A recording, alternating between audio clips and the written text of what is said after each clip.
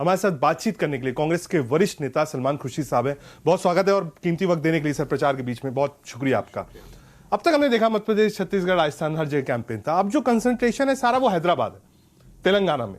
लोग कह रहे हैं कि साहब कांग्रेस कर्नाटक जीतने के बाद से बहुत आश्वस्त है और तब से आपने मेहनत करी है तेलंगाना पर।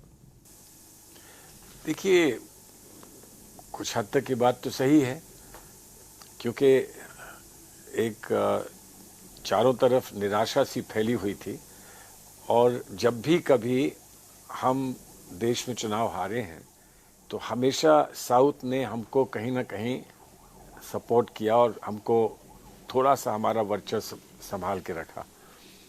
तो जब कर्नाटक में बदलाव आया और जब कर्नाटक में बदलाव के बाद लगा कि अब हमको वो फॉर्मूला मिल गया है जो इस्तेमाल करके हम वापस अपना वर्चस्व, खोया हुआ वर्चस्व ले सकते हैं, तो फिर यहाँ पर एक नई जान सी आई। और उससे पहले भी बहुत तफसील से बैठकर ड्राइंग बोर्ड्स पर हम लोग स्ट्रैटेजी तय कर रहे थे कि हमको तेलंगाना में करना क्या है। बहुत समय तक बात ये होती रही, 2-3 साल तक यही बात होती रही कि बीआरएस बहुत स्ट्रांग है, बहुत मजबूत है, बड़ी पकड़ है उसकी, हम कैसे सेंध लगाएंगे, कैसे इसमें कोई डेंट कर पाएंगे। लेकिन लगातार 1 साल भर से एक नया विश्वास पैदा हुआ, नई जागरूकता, नया विश्वास, और फिर खुलकर ऐसा लगा कि एक नई लीडरशिप लेकर चुनाव खड़ा कर सकती है।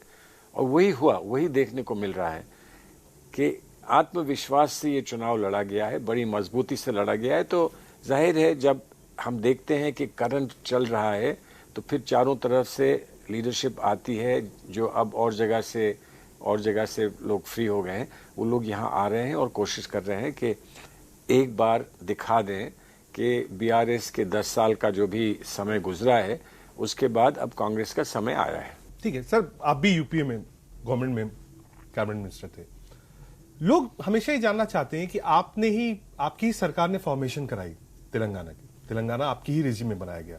बनाने के बाद आप आंध्रा तेलंगाना दोनों से बिल्कुल वॉश आउट हो गई पार्टी। आप देखिए बिल्कुल जो रूट्स थी पार्टी की, ठीक है, एक लॉस आपके बड़े लीडर का हुआ, लेट वायसर का, लेकिन उसके बाद पार्टी का जो अस्तित्व था वो बिल्कुल खत्म हो गया। ऐसा क्यों हुआ कि एक स्टेट आप बना रहे हैं, एक स्टेट दे रहे हैं जनता की डिमांड पर, और उसके बाद भी पार्टी वहां पर कुछ कर नहीं पा रही है? देखिए, लोग ये समझते हैं कि चुनाव कैसे लड़े जाते हैं और चुनाव के परिणाम कैसे आते हैं। इसका जो पूरा ज्ञान है या इसका जो विज्ञान है वो समझ में आता है, और आता है तो फिर कोई चुनाव में जीत हार का सवाल ही नहीं पैदा होना चाहिए। हम सिर्फ जो भी हुआ यहाँ पर, जो तेलंगाना और आंध्र प्रदेश का बंटवारा हुआ, उसमें हमने सिर्फ चुनाव की दृष्टि से तो किया नहीं था। हम ये मान रहे थे कि अब ऐसी स्थिति बन गई है कि लोग अलग होना चाह रहे हैं। जब अलग होना चाह रहे हैं तो हमें इसको स्वीकार करना चाहिए, इसको अलग। लेकिन कम और बेश कहीं ना कहीं कुछ होता है, कोई समझता है कि ये सही हुआ, कोई समझता है ये गलत हुआ। लेकिन जिस बात का हम लोगों को थोड़ा सा संज्ञान लेने की आवश्यकता है, वो ये थी कि उस समय हम इस बात को भांप नहीं पाए कि अगर ऐसा होता है तो उसके परिणाम क्या होंगे, ये हम नहीं समझ पाए थे। और परिणाम सामने निकल के आ गए, हम लोग कहीं नहीं रहे। तो हमको फिर से शून्य से शुरू करना था। फिर से एक बार हमको जो अपनी ज़मीन थी उसको कैसे वापस हम फिर से ले सकें, उसके लिए हमें स्ट्रैटेजी बनानी थी। उसमें समय लगा, सही लीडरशिप हो, सही कॉम्बिनेशंस हो, हालात यहाँ पर ऐसे हो जाएं कि लोग निराश होना शुरू हो जाएं जो यहाँ सरकारें रहीं उनसे। तो ये सब जब एक दफ़ा कंबाइन हो गया तब एकदम से तेलंगाना की कांग्रेस खड़ी हुई है। और मैं उम्मीद करता हूं कि इसके खड़े होने के बाद हम चुनाव की जीत तक पहुंच सकेंगे और हम एक बार फिर एक अच्छी सरकार यहां बना पाएंगे। ठीक सर, यहाँ पर एआईएमआईएम भी चुनाव लड़ रही है, ओवैसी साहब भी चुनाव लड़ रहे हैं, वो लगातार हमलावर है। वो कह रहे हैं साहब राहुल गांधी जो कैंपेन कर रहे हैं वो उससे गलत कैंपेन कर रहे हैं, पहला।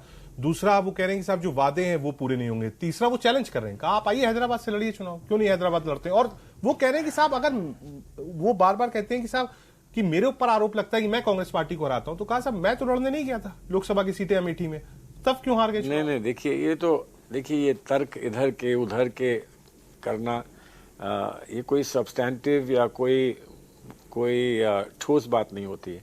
वो कहें कि आप आइए यहाँ से लड़ लीजिए, हम कहें कि आप आइए आप अमेठी से लड़ लीजिए, कहाँ से कौन जीता है, कहाँ से कौन हारा है, इसको लेकर ये बात करने का मैं नहीं मानता हूँ कि कोई इसमें कोई करने की बात निकलती है। लेकिन हाँ, ये सही है कि देश में कुछ हुआ, ध्रुवीकरण देश में हुआ, और जगह जगह जो देश में ध्रुवीकरण हुआ है उसमें तो MIM का रोल नहीं है, क्योंकि MIM जाती है 6 सीट 2 सीट 4 सीट पे लड़ती है, लेकिन जहाँ लड़ती है उसका एक दुष्प्रभाव अवश्य पड़ता है। लेकिन यहाँ पर उनकी प्रेजेंस रही है और बहुत समय से रही है, जब से रही है जब वो हमारा समर्थन हमको करते थे, तब से यहाँ पर उनकी प्रेजेंस रही है। आज क्या हुआ है कि जो ध्रुवीकरण का प्रयास भारतीय जनता पार्टी का है, उस ध्रुवीकरण में रिवर्स ध्रुवीकरण होना शुरू हो जाए कहीं, जैसे कि वो अपनी पार्टी के माध्यम से यहाँ करने का प्रयास करते हैं, तो सिचुएशन जो है बड़ी कॉम्प्लिकेटेड हो जाती है। अब हमारा प्रयास ये है कि ना ध्रुवीकरण हो ना रिवर्स ध्रुवीकरण हो, और इसलिए हमने कोशिश ये की है कि ये लोग समझने, कम से कम अल्पसंख्यक लोग ये समझने की कोशिश करें कि भविष्य उनका छोटी छोटी पार्टियों में नहीं है, उनका भविष्य ऐसी पार्टियों में नहीं है जिनको हर एक से बैठकर समझौते करने पड़े, नेगोशिएट करना पड़े, किसी को हराना पड़े, किसी को जिताना पड़े, बल्कि उनका भविष्य एक ऐसी स्थायी पार्टी में है जो स्थिरता दे सके इस देश को, और हमारी जो सेक्युलर सोच है उसको एक स्थिर रूप से समाज के सामने पेश कर सके। तो उम्मीद है कि ये बदलाव अब यहाँ शुरू होगा, आज नहीं तो कल इसमें कुछ ना कुछ परिवर्तन देखने को मिलेगा, और शायद उसके संकेत हमको इस चुनाव में मिल जाएंगे। ठीक है सर, जो राष्ट्रीय एक बहस छिड़ी हुई है, बीजेपी कह रही है कि जो कांग्रेस के नेता है, स्पेसिफिकली राहुल गांधी, वो पीएम के खिलाफ आपत्तिजनक शब्दों का प्रयोग करते हैं, एक बार नहीं बार बार करते हैं।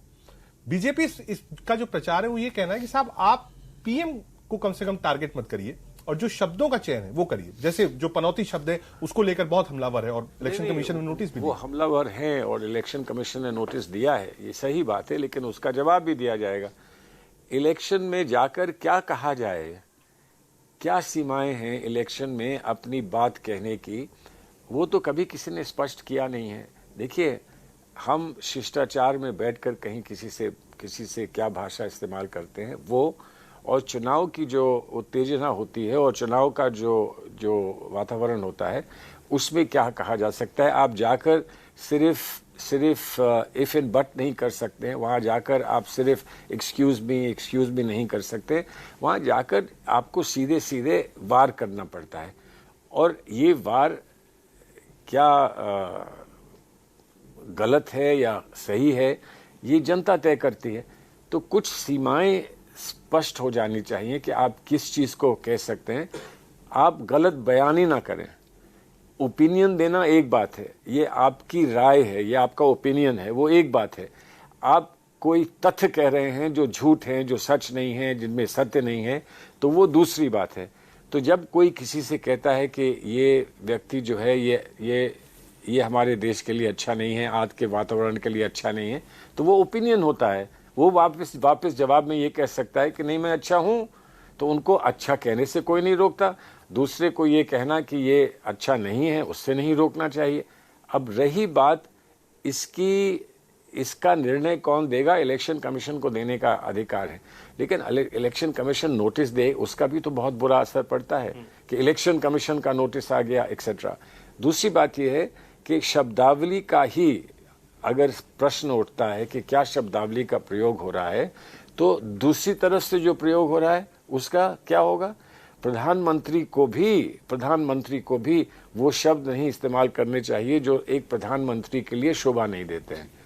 तो अगर आप कह रहे हैं कि जो विपक्ष के नेता हैं वो इस बात का ध्यान रखें, तो प्रधानमंत्री को भी तो इस बात का ध्यान रखना चाहिए। एग्जाम्पल सेट कौन करेगा, प्रधानमंत्री करेगा या विपक्ष के नेता करेंगे?